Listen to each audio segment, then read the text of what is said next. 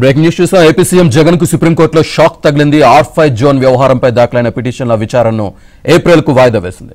వెంటనే జోక్యం చేసుకుని విచారణ జరపాలని జస్టిస్ సంజీవ్ ఖన్నా, జస్టిస్ దీపాంకర్ దత్తా ధర్మాసనానికి రాష్ట్ర ప్రభుత్వం తరపు సీనియర్ న్యాయవాది అభిషేక్ సింఘ్వి విజ్ఞప్తి చేశారు. అటు రాజధానికి సంబంధించిన ప్రధాన పిటిషన్ ఇదేనని, ధర్మాసనం ముందు పెండింగ్ లో ఉందని రైతుల తరపు సీనియర్ న్యాయవాది దేవదత్ కామత్ ధర్మాసనానికి విజ్ఞప్తి చేశారు. రాష్ట్ర ప్రభుత్వం పేదలకు సెంటు భూమి ఇచ్చి నివాస గృహాలు నిర్మించేందుకు చేసిన ప్రయత్నాలు అడ్డుకున్నారని ప్రభుత్వ తరపు న్యాయవాది సింఘ్వి తెలిపారు. అయితే ఏం జరుగుతుందో తమకు అన్నీ తెలుసని జస్టిస్ సంజీవ్ ఖన్నా వ్యాఖ్యానించారు. అంతేకాకుండా సింఘ్వి విజ్ఞప్తిని ధర్మాసనం తోసిపుచ్చింది. కేసు విచారణ ఏప్రిల్లో నాన్ మిస్ప్లేనియస్ డే రోజు తుది విచారణ జరుపుతామని స్పష్టం చేసింది.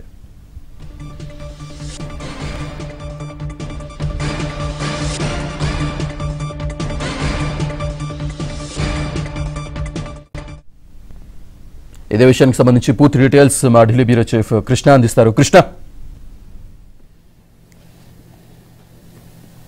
శ్రీనివాస్, ఆంధ్రప్రదేశ్ రాజధాని అమరావతిని చిన్నాభిన్నం చేయాలనుకున్నటువంటి జగన్మోహన్ రెడ్డి ఎత్తులను సుప్రీంకోర్టు మరోసారి చిత్తు చేసింది. ఏదైతే అమరావతికి సంబంధించినటువంటి R5 జోన్లో నిజానికి మాస్టర్ ప్లాన్లో అక్కడ ఎలక్ట్రానిక్ సిటీ రావాల్సింది, కానీ R5 జోన్లో పేదలకు సెంటు భూమి స్థలం ఇచ్చి అక్కడ ఇళ్ల నిర్మాణం చేపట్టాలనుకున్నటువంటి ఏపీ ప్రభుత్వం యొక్క ఒక ఆలోచనను సుప్రీంకోర్టు మరోసారి బ్రేక్ వేసింది. R5 జోన్కు సంబంధించినటువంటి కేసును మరోసారి ఏప్రిల్కు వాయిదా వేసింది. నిజానికి R5 జోన్కు సంబంధించినటువంటి కేసును కనుక మనం ఒకసారి పరిశీలిస్తే మొదట్లో అంటే అసలు అమరావతి రాజధాని, అమరావతి మాస్టర్ ప్లాన్ యాజిటీస్గా యథాతథంగా అమలు చేయాలి అంటూ గతంలో పీకే మిశ్రా నేతృత్వంలోని ధర్మాసనం హైకోర్టు తీర్పిచ్చింది. అయితే ఆ హైకోర్టు తీర్పును కాలదని ఏదైతే ఆ మాస్టర్ ప్లాన్ ను మారుస్తూ R5 జోన్లో అక్కడ ఇళ్ల స్థలాలు సెంటు భూమికి పేదలకు సెంటు భూమి ఇస్తూ అక్కడ ఇళ్ల నిర్మాణం చేపడతామంటూ ఏపీ ప్రభుత్వం ముందుకు వచ్చింది. దాన్ని అక్కడ ఉన్నటువంటి రైతులు మొదట హైకోర్టులో ఛాలెంజ్ చేయడం జరిగింది. ఆ హైకోర్టులో ఛాలెంజ్ చేసినప్పుడు హైకోర్టు కూడా దానిపైన స్టే విధించకుండా అక్కడ ఇళ్ల నిర్మాణానికి సంబంధించి R5 జోన్లో పేదలకు ఇళ్ల పట్టాలు ఇవ్వచ్చు అంటూ ఏపీ హైకోర్టు ముందు తీర్పు ఇవ్వడం జరిగింది. దాని తర్వాత దాన్ని సుప్రీంకోర్టులో ఛాలెంజ్ చేయడం జరిగింది. సుప్రీంకోర్టులో కూడా జస్టిస్ జోసెఫ్ నేతృత్వంలోని ధర్మాసనం అక్కడ ఇళ్ల నిర్మాణం అయితే చేపట్టకూడదు, ఇళ్ల పట్టాలు అయితే ఇవ్వచ్చు, కానీ ఇళ్ల పట్టాలు ఇచ్చేటప్పుడు ఆ ఇళ్ల పట్టాల పైన subject to the final order of the high court అని చెప్పి రాయాలి స్పష్టంగా కూడా చెప్పడం జరిగింది జస్టిస్ జోసెఫ్ నేతృత్వంలో ధర్మాసనం. అదేవిధంగా అప్పుడు ఇళ్ల పట్టాలు ఇచ్చారు. ఇళ్ల పట్టాలు ఇచ్చిన తర్వాత ఇళ్ల పట్టాల పైన కూడా హైకోర్టు తుది తీర్పుకు లోబడి ఇక్కడ ఇళ్ల నిర్మాణం జరుగుతుందని కూడా చెప్పడం జరిగింది. అయితే ఆ తర్వాత మళ్ళీ ఒక కొత్త జీవోని తీసుకొచ్చి అక్కడ ఇళ్ల నిర్మాణం ప్రభుత్వమే చేపడుతుంది అంటూ కూడా ఒక కొత్త జీవోని తీసుకొచ్చారు. ఆ కొత్త జీవోని హైకోర్టులో రైతులు ఛాలెంజ్ చేయడం జరిగింది. అప్పుడు హైకోర్టు రైతులకు అనుకూలంగా తీర్పు ఇవ్వడం జరిగింది.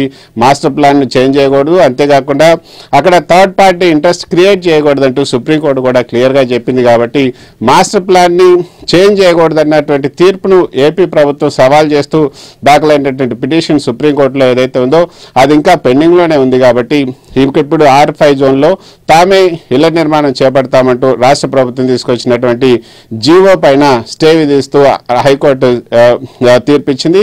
ఆ స్టే పైన ఏపీ ప్రభుత్వం సుప్రీంకోర్టును ఆశ్రయించింది. దానిపైన ఈరోజు జస్టిస్ ఖన్నా, జస్టిస్ దత్ నేతృత్వంలోని ధర్మాసనం ముందు విచారణకు వచ్చినప్పుడు రాష్ట్ర ప్రభుత్వం తరఫున ప్రముఖ సీనియర్ కౌన్సిల్ అభిషేక్ మను సింగ్ వాదిస్తూ పేద ప్రజలకు సెంటు భూమి ఇచ్చి ఇళ్ల నిర్మాణం చేపడతామంటే ఇప్పుడు అక్కడ ఉన్నటువంటి వాళ్ళంతా కూడా అడ్డుకుంటున్నారు, రైతులు అడ్డుకుంటున్నారు, అసలు సంక్షేమాన్ని అడ్డుకుంటున్నారు అంటూ చెప్పినప్పుడు మాకు అక్కడ అంతా ఏం జరుగుతుందో మాకు తెలుసు అని కూడా జస్టిస్ ఖన్నా వ్యాఖ్యానించడం జరిగింది.